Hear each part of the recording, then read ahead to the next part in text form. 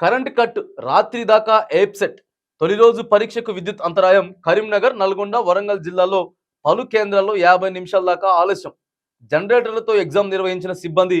విద్యార్థుల అవస్థ తల్లిదండ్రుల ధర్నా అదనపు సమయం కేటాయించినటువంటి అధికారులు చూడండి ఎగ్జాములకి రాసేటటువంటి ఎంట్రన్స్ ఎగ్జాములకి కరెంటు దిక్కు లేక ఆగం ఉన్నది పరిస్థితి ఆగం ఉన్నది పరిస్థితి రాష్ట్ర ప్రభుత్వం ఏమో మీకు కరెంట్ ఇచ్చేస్తున్నాం అని చెప్తారు ఉప ముఖ్యమంత్రి గారు కూర్చొని ప్రెస్ మీట్లు ఏర్పాటు చేస్తారు బట్టి సారు ఏర్పాటు చేసి కరెంట్ ఇబ్బందే లేదంటారు జనరేటర్తో నడిపించారట అదంతా టైం అయిపోయిన తర్వాత మళ్ళీ టైం పెంచి అంత రసభాస కామెడీగా తల్లిదండ్రులంతా కూడా ధర్నాలు చేస్తే ప్రశ్నించేటటువంటి ప్రయత్నం చేస్తే ఇదా అండి పరిపాలించే పరిపాలన చూడండి కరీంనగర్ తిమ్మాపూర్లో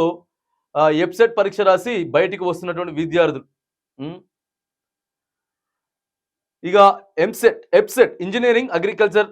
ఫార్మసీ పరీక్ష నిర్వహణ గందరగోళం నెలకొన్నది తొలి రోజు మంగళవారం అగ్రికల్చర్ ఫార్మసీ విభాగం పరీక్షకు ఆటంకాలు ఎదురయ్యాయి వీటన్నిటికీ అధికారుల నిర్లక్ష్యం కొట్టొచ్చినట్టు కనిపించింది రాష్ట్రంలో వాతావరణంలో మార్పులు చోటు చేసుకుంటున్న పరీక్ష నిర్వహణకు ప్రభుత్వం ముందస్తు ఏర్పాట్లు చెప్పట్లేదు వర్షం ఈదురుగాలను ఎదుర్కొనేందుకు ఎలాంటి చర్యలకు సిద్ధం కాలేదు ఫలితంగా ఎఫ్సెట్ నిర్వహణలోని పలు పరీక్షా కేంద్రాల్లో విద్యుత్కు అంతరాయం ఏర్పడింది దీంతో ఆయా కేంద్రాల్లో జనరేటర్ యూపీఎస్ వెలుగుల్లో పరీక్షను ఆలస్యంగా నిర్వహించారు కరీంనగర్ జిల్లా తిమ్మాపూర్ మండలంలోని వాగేశ్వరి ఇంజనీరింగ్ కళాశాలలోని ఐఎన్ డిజిటల్ సెంటర్లతో మధ్యాహ్నం రెండో సెషన్ పరీక్ష 55 నిమిషాల పాటు ఆలస్యంగా జరిగింది వర్షం రాకతో పరీక్షా కేంద్రంలో కరెంట్ సరఫరా నిలిచిపోయింది ఆ తర్వాత జనరేటర్లు ఏర్పాట్లు చేసిరట పక్కనే పిడుగుపడ్డది వాతావరణ శాఖ హెచ్చరించినప్పుడు అంత పెద్ద ఎంట్రన్స్ ఎగ్జామ్ నిర్వహిస్తున్నప్పుడు ఎలాంటి బాధ్యతలు తీసుకోవాలండి సెకండ్ సెక్షన్ ఎగ్జామ్ 55 నిమిషాలు లేట్గా జరిగిందనట 55 నిమిషాలు లేటుగా జరిగింది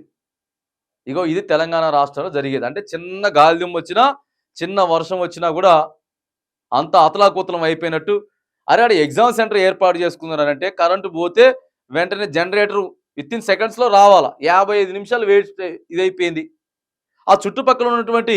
ఏవైతే ఆడ ఉన్నాయో విద్యుత్ ఆఫీసులు ఏవైతే ఉన్నాయో వాళ్ళంతా కూడా సరఫరాని పటిష్టంగా చేపట్టాలా ఒకవేళ ఏదైనా అయినా కూడా ఒక 5-10 నిమిషాల కరెంటు పోయి వచ్చేటటువంటి ప్రయత్నాలు చేయాలా మామూలుగా ఇది గ్రామాలలో కాదు కదండి ఎగ్జామ్ సెంటర్లో జరిగేటటువంటిది ఇది కరీంనగర్ తిమ్మాపూర్లా ఎగ్జామ్ సెంటర్లు ఇంజనీరింగ్ కాలేజ్ దగ్గరలోనే ఇగో ఈ రకమైనటువంటి ఇబ్బందులు వస్తూ ఉన్నాయి మరి మన సార్లేమో ఇక్కడ హైదరాబాద్లో ఉండి కరెంటు బోనైపోతలేదు ఉస్మానియా యూనివర్సిటీలో మంచిగా కరెంట్ ఉన్నది హైదరాబాద్ ప్రజలందరికీ మంచిగా కరెంట్ వస్తూ ఉన్నది తెలంగాణ రాష్ట్ర ప్రజలందరికీ కూడా నాణ్యమైనటువంటి విద్యుత్తును మేము అందిస్తూ ఉన్నాం చాలా ఎన్ని ప్లేస్లలో పోతా ఉంది కరెంటు తెలుసా చాలా సార్లు కరెంటు పోతా ఉన్నది వస్తూ ఉన్నది ఇదే కథ ఇదే ముచ్చట జరుగుతూ ఉన్నది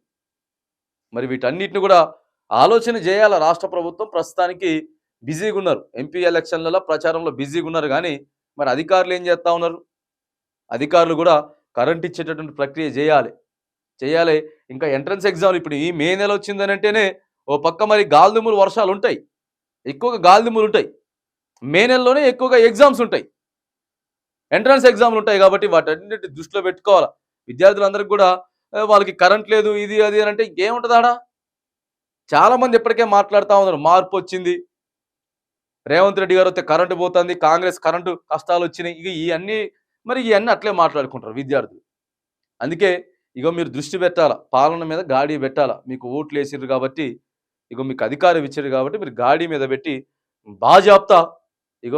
రాష్ట్ర ప్రజలకి కరెంటు 24 గంటలు ఇచ్చేదానికి బాజాప్తా మీరు కృషి చేయాలని కూడా ఈ వేదికగా మనం డిమాండ్ చేస్తూ ఉన్నాం